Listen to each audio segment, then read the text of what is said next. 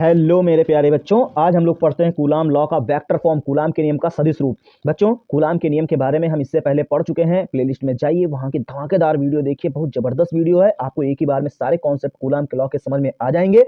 तो बच्चों, हम लोग सीधे अपने टॉपिक पर आते हैं। बात ये तो ये सत्य है कि पढ़ाई वो हरी मिर्च की कुल्फी है जिसे ना चाहते हुए जबरदस्ती चूस चूस के खाना पड़ता है। लेकिन आज हम लोग वही कुल्फी बहुत ही मीठे ढंग से चूस के खाएंगे, अपने कॉन्सेप्ट को देखेंगे। आइए हम लोग समझते हैं कि कैसे हमारे पास कूलाम के नियम का सदिश रूप लगाया जाता है।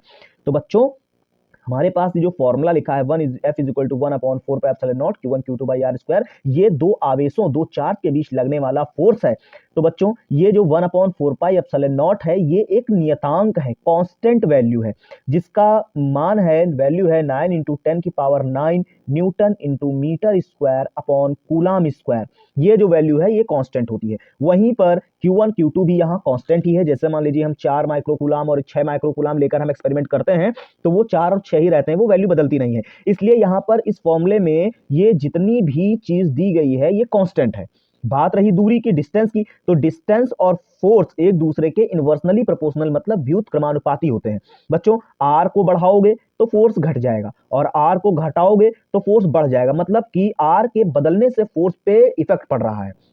तो जो फॉर्मूला हमें वेक्टर फॉर्म में लिखना है, तो उसका सबसे सरल और सबसे सही तरीका आपको बताते हैं कि अगर हमने इधर एक तीर लगाया, वेक्टर का साइन लगाया, तो समझ लीजिए कि जब फोर्स के ऊपर वेक्टर लगा तो आखिर फोर्स बदल किस कारण रहा था? डिस्टेंस के बदलने से। तो डिस्टेंस के ही ऊपर हम लोग बगल में यहां कैप लगा देते हैं।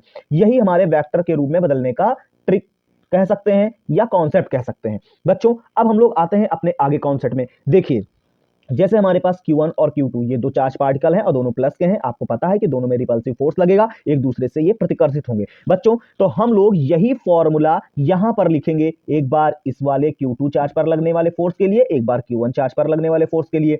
तो बच्चों देखिए, Q1 प्लस का है, Q2 प्लस का रिपल्सिव फोर्स लगेगा, तो Q1 ऐसे जाएगा और इस Q2 को उधर की ओर ऐसे ढकेल देगा, फोर्स लगा देगा। तो हम ये कहेंगे कि Q2 पर 2 पर 1 ने फोर्स लगाया, तो Q2 भी कम नहीं है, Q2 भी आएगा दौड़ते हुए और Q1 को इधर ढकेल देगा। तो हम कहेंगे कि 1 ने 2 पर फोर्स लगाया। तो बच्चों, हम F12 और F21 के यहां पर इक्वेशंस लिख लेते हैं। तो आइए शुरू करते हैं। देखिए, सबसे पहले हम F12 लिख लें। F12 इज इक्वल टू, यही पूरा फॉर्मूला यहां उतारा जाएगा, बस F और R की जगह हम लोग 12 लिखते चले जाएंगे और वेक्टर फॉर्म में लिखना है। तो 1/4πε0 Q1 Q2 by R12 square और बगल में 12 का कैप। तो बच्चों, ये हमारे पास जो फॉर्मूला लिखा उसमें से ये जो R12 है, R12 कैप लिखा, ये एकांक सदिश है, यूनिट वेक्टर, और इसका फॉर्मूला होता है R12 vector by mod R12। बच्चों, तो अगर हम जहां R12 कैप लिखा है वहां ये चीज यहां पर फिल कर सकते हैं, लिख सकते हैं ना। तो F12 vector is equal to 1/4πε0 Q1 Q2 by R12 square और बगल में यहां लिख दें R12 कैप अपॉन मॉड के अंदर R12। बच्चों, ये और ये दोनों ये यहाँ पावर 1 लगी है, तो ये जब दोनों मल्टीप्लाई कराएंगे तो इसको हम 3 लिख सकते हैं। F12 vector is equal to 1/4πε0 Q1 Q2 upon R12 का क्यूब और बगल में चलेगा R12 का वेक्टर। ये इक्वेशन नंबर बन गई फर्स्ट।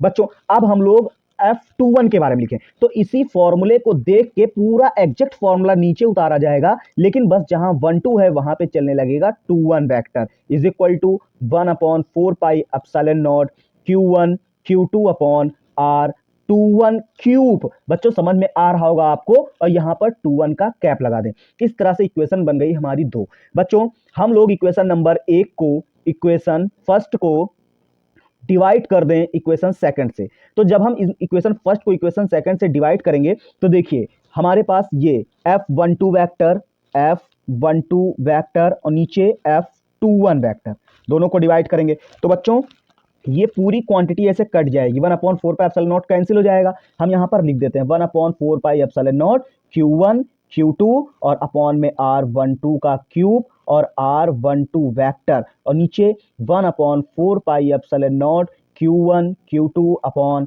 R21 का क्यूब और R21 वेक्टर। बच्चों ये पूरी चीज कैंसिल हो जाएगी, तो हमारे पास देखिए 1 2 3 4 मतलब 4 चीजें हैं, तो ये चौथा नंबर का पलट के ऊपर जाएगा, तो हमारे पास आएगा F12 वेक्टर अपॉन ये इस साइड का तो ऐसे ही उतारा जाएगा, और इज इक्वल टू में देखिए ये जो R21 क्यूब है, 1 नंबर 2 नंबर 3 नंबर 4 चार चीजें बची, तो चौथा नंबर पहले के पास जाता है। आप ये ध्यान रखिए कि 4 एक के पास जाएगा और दूसरा तीसरे के पास जाएगा, 2 नंबर तीसरे के पास जाएगा। ठीक, तो बच्चों ये हम उठा के कहां पहुंचा देते हैं, ऊपर फर्स्ट नंबर के पास, तो ये फोर्थ और फर्स्ट एक साथ लिखा जाएगा, R21 क्यूब और R12 वेक्टर, और नीचे 2 और 3 एक साथ लिखा जाएगा, R12 क्यूब और R21 वेक्टर।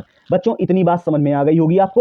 तो अच्छा देखते हैं, अगर हम Q1 जब जाएगा और Q2 को ढकेलेगा मतलब फोर्स लगाएगा तो कितनी डिस्टेंस कवर करेगा, R। तो बच्चों अगर हम यहां लिख लें कि अगर R डिस्टेंस 1 ने 2 तक जाने में कवर की, तो 2 जब आकर 1 को ढकेलेगा फोर्स लगाएगा तो 2 1 तक आएगा तो भी R ही डिस्टेंस तो कवर करेगा ना बच्चों।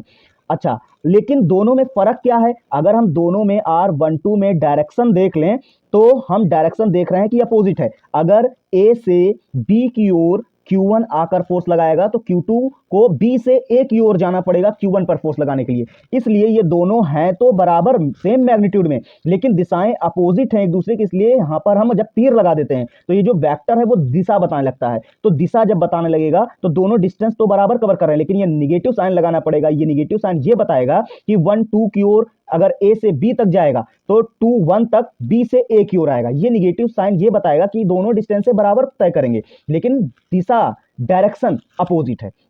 तो बच्चों F12 vector upon F21 vector is equal to, देखिए R21 क्यूब है तो R21 किसके बराबर है, R12 के, तो जहां R21 लिखा है वहां हम R12 लिख लें, और नीचे तो R12 लिखा है ही पहले से, और इधर बगल में R12 लिख लें, और नीचे R12 किसके बराबर है, माइनस का R21 के बराबर है। ये सब कुछ कैंसिल हो जाएगा एक दूसरे से, तो आएगा हमारे पास F12 vector is equal to F21 vector is equal to -1। बच्चों अगर हम इसका क्रॉस मल्टीप्लाई कराएंगे तो हमारे पास आएगा F12 vector upon F21 vector is equal to -1 में जब उधर जाएगा तो आएगा F12 वेक्टर बराबर माइनस का F21 वेक्टर। ये हमारा रिजल्ट निकला। बच्चों इस रिजल्ट को देखकर आप क्या समझते हैं कि ये हमारा जो रिजल्ट है वो ये बताता है कि 1 ने 2 पर जितना फोर्स लगाया उतना ही फोर्स 2 ने 1 पर भी लगाया, लेकिन निगेटिव साइन बता रहा है कि दोनों ने एक दूसरे के अपोजिट फोर्स लगाया, जो कि हमको न्यूटन के थर्ड लॉ को रिप्रेजेंट करता है। ये किसका लॉ है, न्यूटन्स थर्ड लॉ। न्यूटन का थर्ड लॉ बताता है, ये एक्शन रिएक्शन का लॉ है। बच्चों कूलाम के नियम का सदिश रूप से हम लोग न्यूटन के तीसरे नियम की उत्पत्ति कर सकते हैं। उम्मीद है कि आपको ये पूरा डेरिवेशन जबरदस्त तरीके से समझ में आया होगा। अगर कोई लाइन में किसी चीज में अगर डाउट है तो आप कमेंट करें, वीडियो को लाइक करें और ज्यादा से ज्यादा शेयर करें, सब्सक्राइब करें और हमारे पास कमेंट करके अपने डाउट्स पूछें। अगले वीडियो में हम लोग मिलेंगे अगले कॉन्सेप्ट के साथ, धमाकेदार वीडियो के साथ। तब तक के लिए धन्यवाद।